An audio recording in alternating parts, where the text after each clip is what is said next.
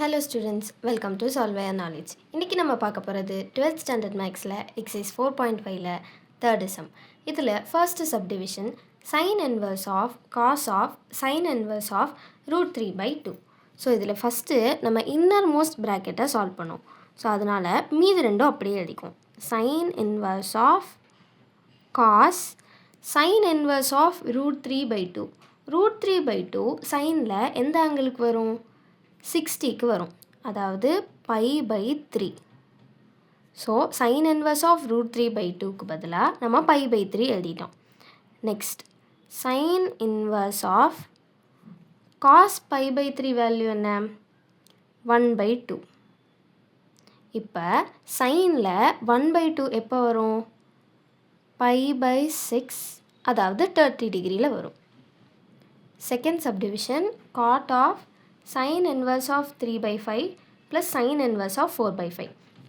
இதில் sin inverse of 4 by 5 மட்டும் நம்ம cos inverse மாற்றிக்கலாம். இதுக்கு ஒரு ரெஃபரன்ஸ் ட்ரையாங்கிள் எடுத்தோன்னா இது ஆப்போசிட் பை ஹைப்போட்டன்யூஸ். ஸோ 4 5 வந்துடும். அப்போ adjacent சைட் 3 இருக்கும். ஏன்னா 3 4 5 வந்து பித்தாகரியன் ட்ரிப்ளெட்ஸ். அப்போ இதுக்கு நம்ம cos கண்டுபிடிச்சோன்னா என்ன ஆகும்? மீதி இருக்கிறதெல்லாம் நான் அப்படியே எழுதிக்கிறேன்.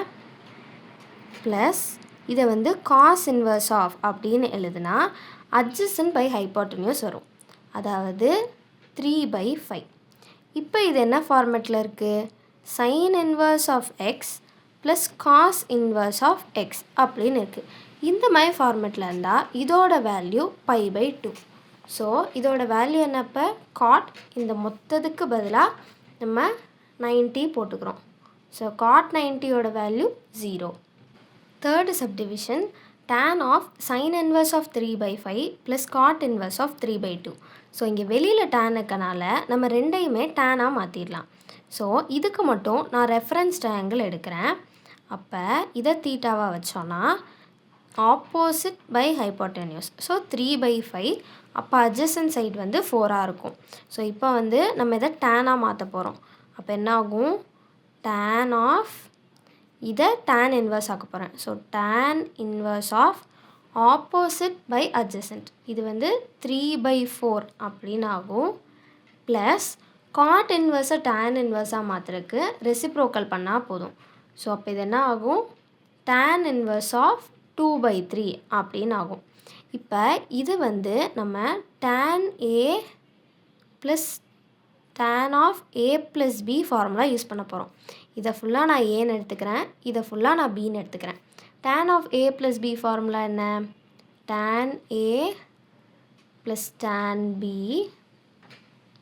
By 1 minus tan a tan b. இது நம்ம 11th ஸ்டாண்டர்டில் படித்த ஃபார்முலா. இதை தான் இங்கே யூஸ் பண்ண போகிறோம். ஸோ என்னாகும்? இந்த ஃபார்முலாவை நான் இங்கே யூஸ் பண்ணேன்னா tan a, ஏயோட வேல்யூ என்ன?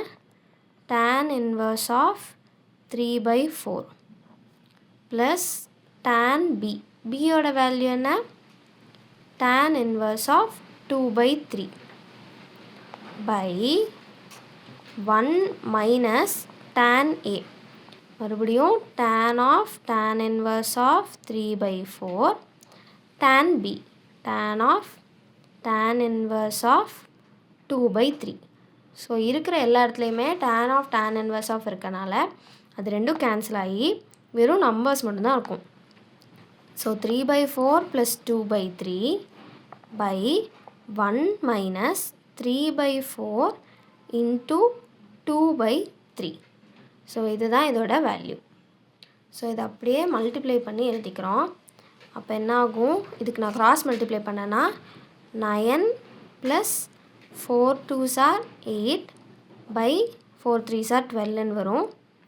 இங்கேயும் அதே தான் பண்ணுறோம். இங்கே வந்து இது 12 ஆகிடும். Minus 3 2s are 6 by 4 3s are 12 ஆகும். ஸோ இந்த 12 இந்த 12 கேன்சல் ஆகி நம்மளுக்கு மிச்சம் 9 + 8 17 by 12 minus 6 6. ஸோ இதுதான் தேர்ட் சப்டிவிஷனோட ஆன்சர்.